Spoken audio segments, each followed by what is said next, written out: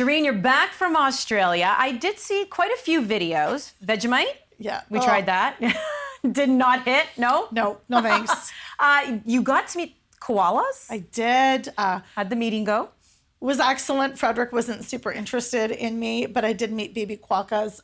Will post that video soon. Beautiful, adorable little. I saw a little one. I saw older ones that were not interested in me. I was a bit sad. I was like, bro, I've been wanting to see you, and you're just nothing. No. You got a lot of the cultural side of it that you were able to soak up. Yep. How about your experience as a whole so far with the World Cup? I mean, sadly, it was cut a little short. The Canadian women eliminated in the group stage. What were your impressions, I guess? What were you able to get from this World Cup and where the women's game is at? So this is my third Women's World Cup, my fourth World Cup in total. And this is the first time I've been to a host nation that is in raptures and absolutely in love with the women's game. And it was so refreshing and exciting to see that, like, you're not an anomaly. There's people walking around, even on game days, but just regularly with Matilda's merch. Yeah. There are signs everywhere of Sam Kerr, Haley Rasso. People are selling the bows she wears in her hair. So there's a lot of excitement, which is a huge juxtaposition to 2019 and even when Canada hosted. In 2015, there wasn't this kind of hype happening.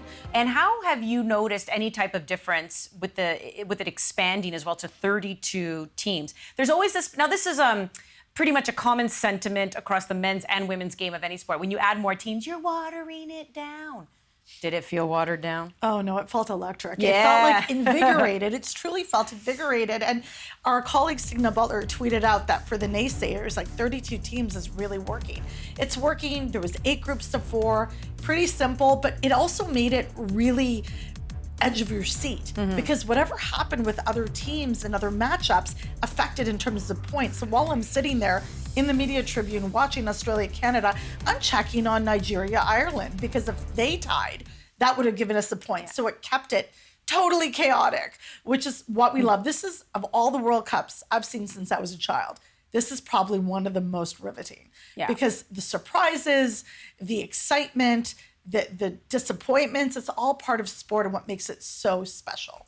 How about we talk about those 3 African nations, all 3 for the very first time advance out of the group. What were some of the storylines there that stood out to you? The storyline, one of the biggest ones around Morocco, was definitely Nohaila Benzina, who was the first hijab-wearing player to play at a senior women's tournament, and why that matters. And as somebody who's reported on this forever, seeing yourself, and even, FIFA 23 EA Sports amending the game to have her in World Cup mode is incredible so that young girls all over can see her. And, it's important to talk about that at a time when politically there's still places in the world like France that don't allow Nohaila Benzina, someone like her, to play with the hijab on in their federation, which is a story that not a lot of people want to talk about, but I made sure, Andi, that I was saying it loud and clear. So a player like her, who also defensively was excellent, she wouldn't be able to play in France in a domestic league because of her choice to cover. And I think it's really important to say that too is important, that women should have choices. And we saw all kinds of women there, some wearing gloves, some wearing scarves, some wearing tights. Whatever they wanted to do, they did. And I think that's also a bottom line when we talk about choice for women and their agency, athletically, physically, emotionally. That was really empowering to witness. We'll get to Sweden in just a moment because the goalkeeper deserves credit because it's also called spade a spade. USA did dominate that game and it ended up going to a penalty shootout. But what do you make of the reaction of the Americans being eliminated for the first time ever, not advancing to the semifinals? Yeah, I think sport is sport. And at the end of the day, we can't expect, there's no sure thing. And part of the U.S. getting knocked out was a very gentle reminder to everyone that nothing is for sure. And I think that the United States women's national team grates on people because they're so independent and they're so confident in their identities. And people don't like that. They don't bow to pressure.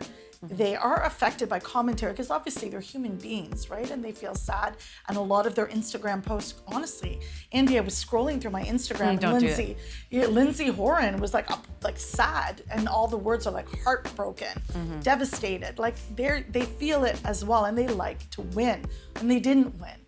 And I think that, but their culture and their team culture is not something that people necessarily love, and that's not their problem. It's everyone else's problem. So I commend them for that. But Musovic, just quickly, the Swedish goalkeeper who came up big, making save after save in regulation, and then, of course, going to penalty kicks. Yeah. Someone had their Wheaties that morning. Zverka Musovic is an incredible story. Also, I do want to point out Alyssa Nair taking a penalty shot. That is something I've never witnessed. And have a keeper in the middle of the lineup, not even at the end. Yeah. To go take a pen and then be stoic and calm. And she's known that great. at the Red Stars to be very deadpan, not super excitable, to be very, straight-laced, steady, centered, to go and then keep doing what she had to do.